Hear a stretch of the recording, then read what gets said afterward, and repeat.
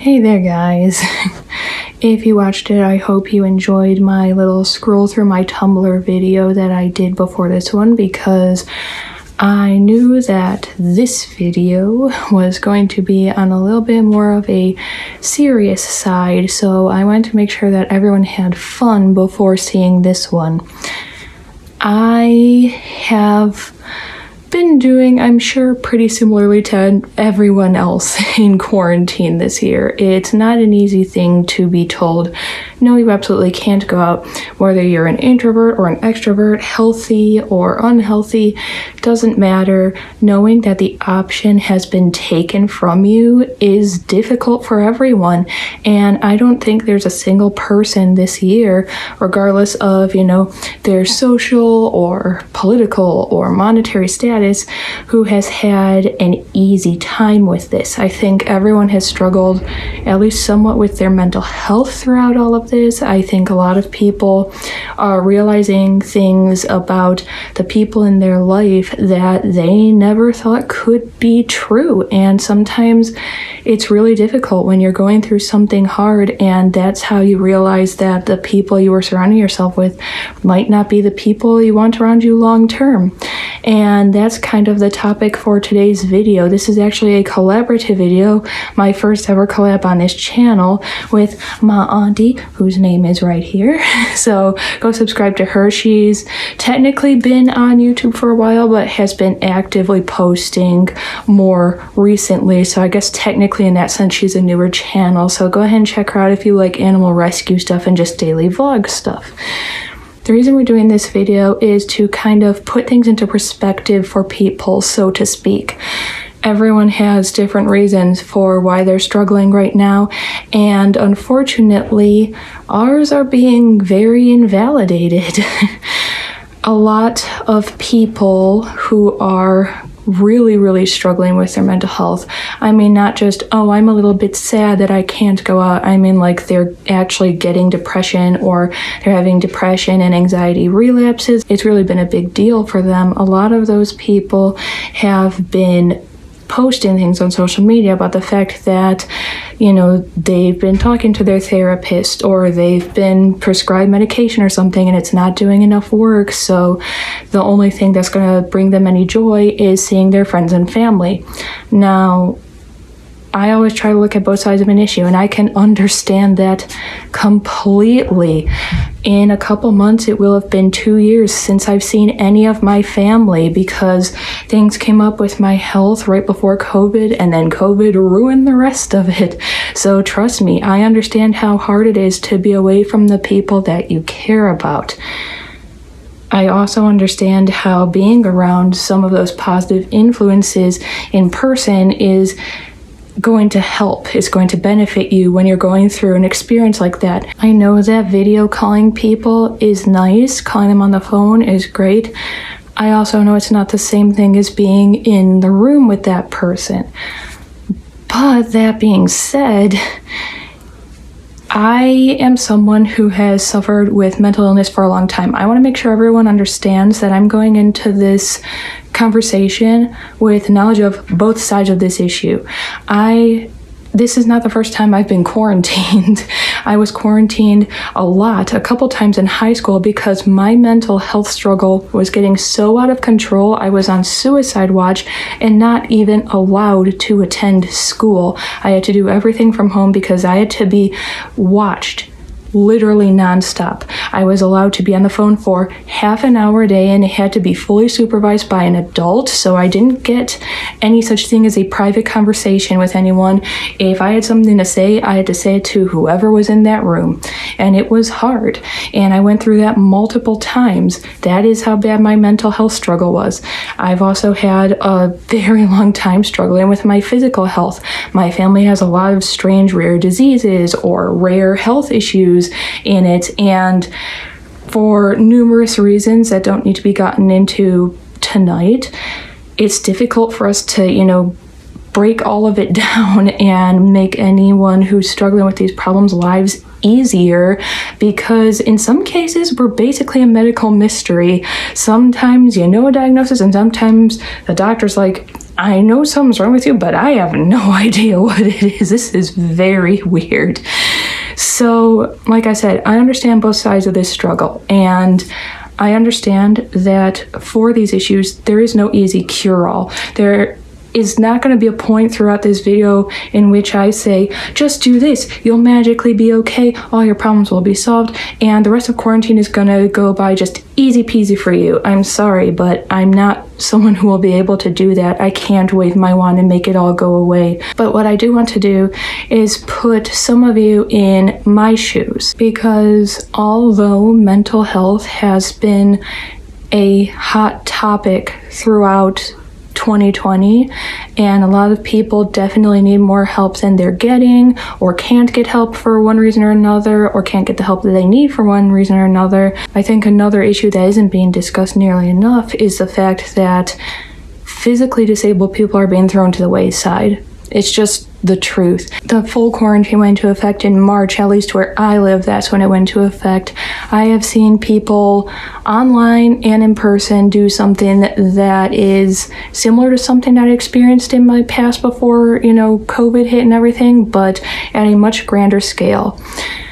Everyone who is disabled or who is chronically ill or has a chronic pain disease have had to deal with some degree of ableism in some form or another. Generally, if we're talking like the on a daily basis ableism that's experienced, it's not going to be people who are as extreme as what maybe you see in the movies or TV, where someone's going to just come up and call you wheels or something, or slam a door in your face. But it's these like smaller acts of ableism that you see. Maybe it's the fact that somebody tells you, oh yes, the building that I'm in is very accessible. You'll be able to come in no problem, and it turns out you have to go a mile up the road, wrap around the building just to get through this teeny tiny squeezed space you can barely fit your wheelchair in. Maybe it's people saying something that excludes the disabled person in the group, and they don't mean anything by it. They don't even realize that they're doing it. They're just so used to doing it. So in some ways, you're used to these little things. You shouldn't have to be. We still have a long way to go as far as society is concerned in putting an end to these problems, but it is something that you're like, yep, if I'm leaving my house today or if I'm logging into any social media, I'm gonna see something stupid. Now, that can already get to you. I've had it get to me. I know all of my disabled friends have had it get to them at some point. It's hurtful and it's bothersome when people don't seem to realize that they're doing things like that. But it's another thing entirely when they are actively doing it. They know exactly what they're doing. They know exactly what the impact will be on disabled people while they're doing it, but they just don't care. And that is unfortunately where we've been standing ever since March. I have not gone a single day where someone, whether it be someone that I used to go to school with, someone I used to work with, someone I've only met a couple times, someone that I thought was a close friend, has said something absolutely appalling about chronically ill people in this pandemic. They've been saying things like, whether we have a vaccine or not, we need to develop herd immunity because at least that way, basically the strong will survive. And when people question them on that and are like, that's kind of a nasty thing to be saying, maybe you should restate that. They're like, oh no, I know exactly what I just said and I mean every word of it.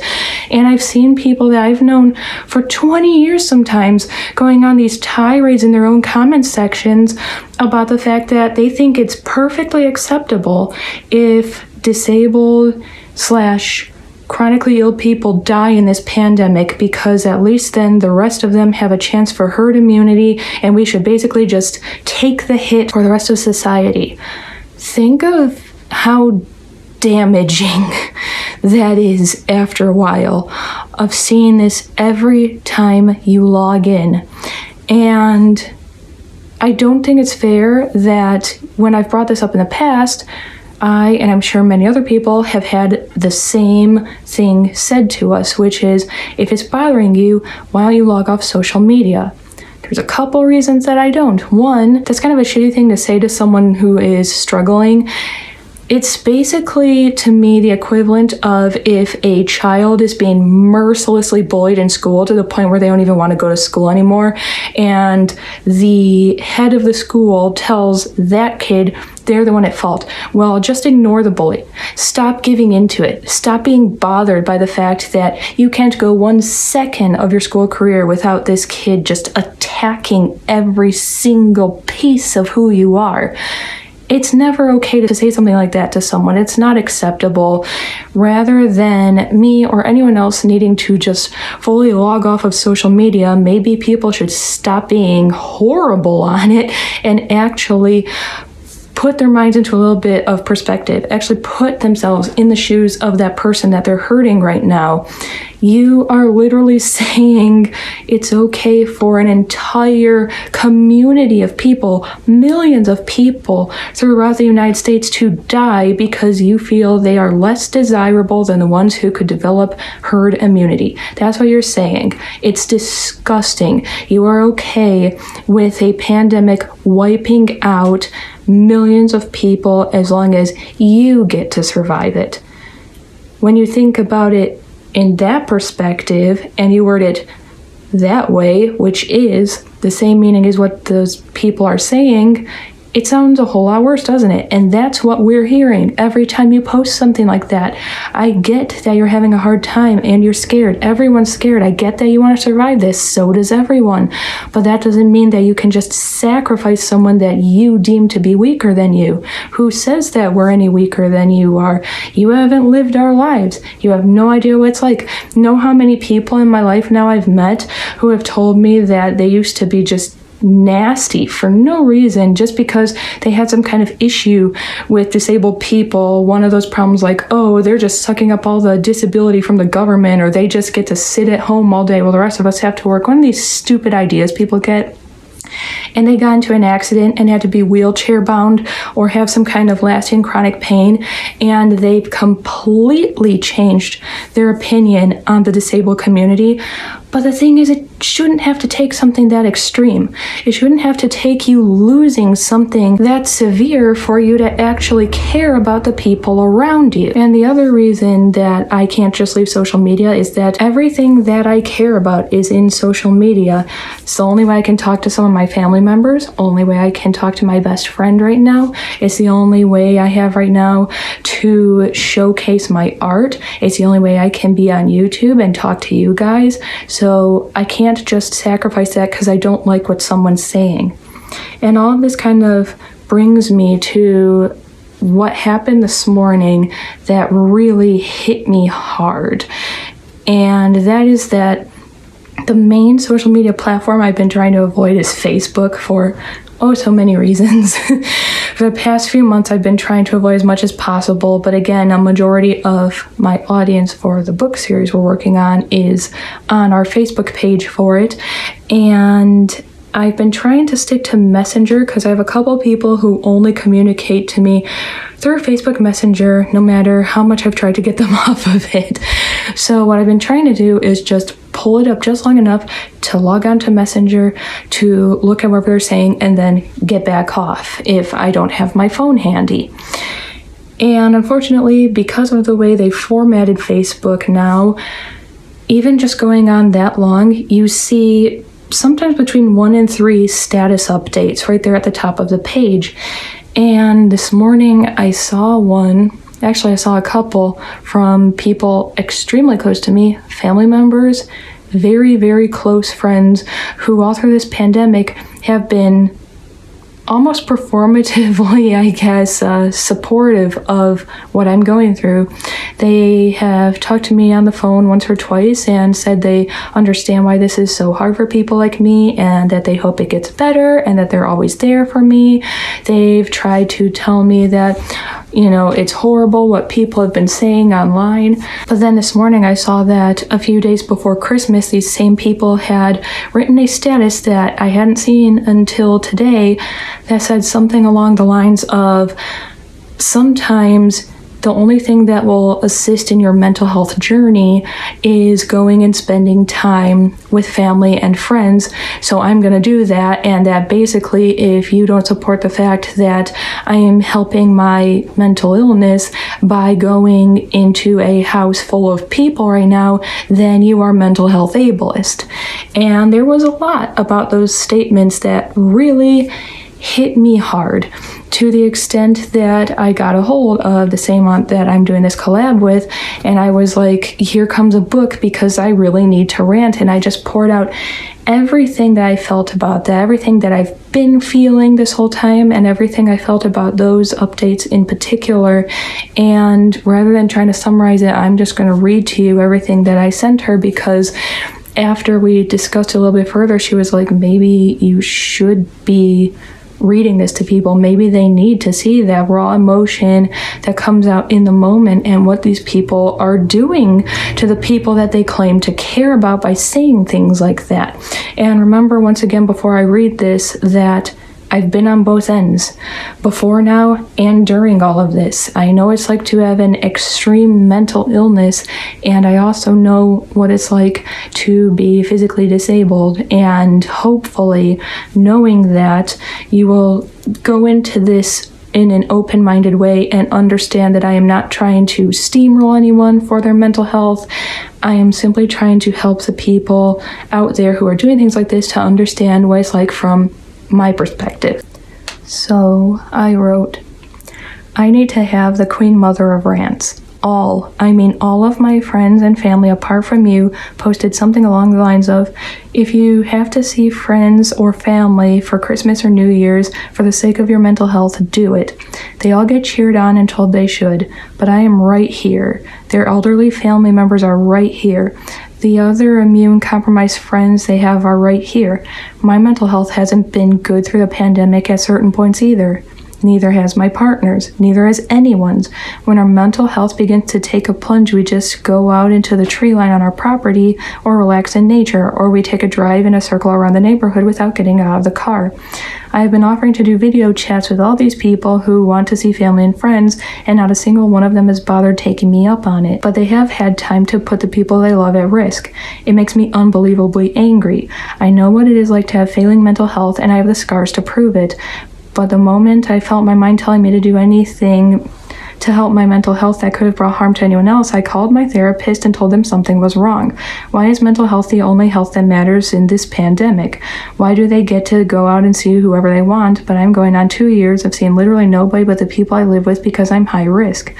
Why do they get to post smiling group photos while I am told it is okay if I die because then herd immunity can happen? Nobody gives a shit about the disabled/chronically ill people, and I am so disappointed in seeing those I love participating in this. I mean, countless doctors have said that small gatherings are even worse than super spreaders because of false negative test readings and the mentality that you are automatically safe if you are in a small group. Rant ended. I just have nobody to get angry about this with because I'm automatically flagged as being a mental health ableist for being upset about no one caring about the health of the chronically ill. I wish they would consider our own mental health for even a second. We don't have the option to say fuck it and see people anyway, because if anyone is carrying the virus, we will die. So we don't have a choice. People like them are keeping the virus around, so we will have to sit at home nonstop. So that's essentially what I ended up writing to her to try to get it out of my system. And we had a long conversation about this afterward where she agreed with everything I was saying. Again, I'm not saying if you're suffering with poor mental health throughout this pandemic to, just get over it or not think about it. Absolutely not. There's tons of resources out there that are available to you right now. And if you are someone who thinks you need to have resources that you don't right now, like you need money because you can't afford a therapist in the pandemic or something, please send me a DM on Twitter or something so I can spread it around and try to get you some kind of help, because this is not the way to do it. The way to aid in your mental health should not come down to this, because like I mentioned in my messages to her, if your mental health or something you need to help you, get your mental health to a better state involves causing harm to someone else in your life, that isn't good.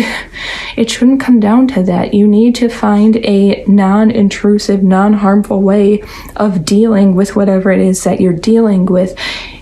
Like I said again, in that big chunk of text, it's not fair to us.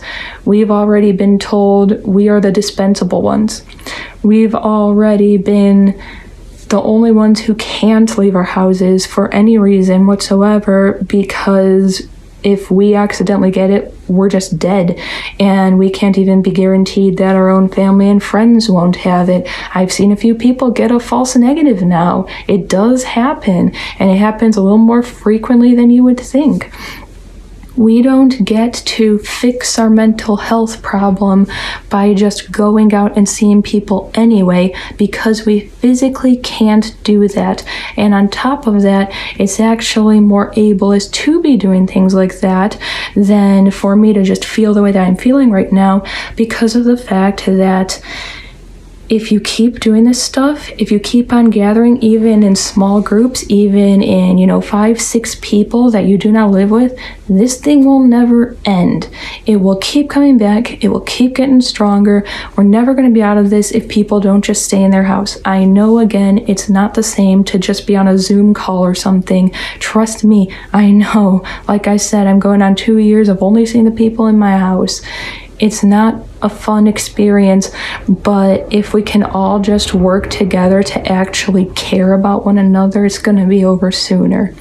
So I know this isn't the most happy, exciting, uplifting video, but hopefully it got some of you thinking about what it's like for the other side of this issue. And as always, do something that makes you happy today, no matter what anyone else thinks about it, unless it's going to bring harm to someone. And I'll see all of you again soon.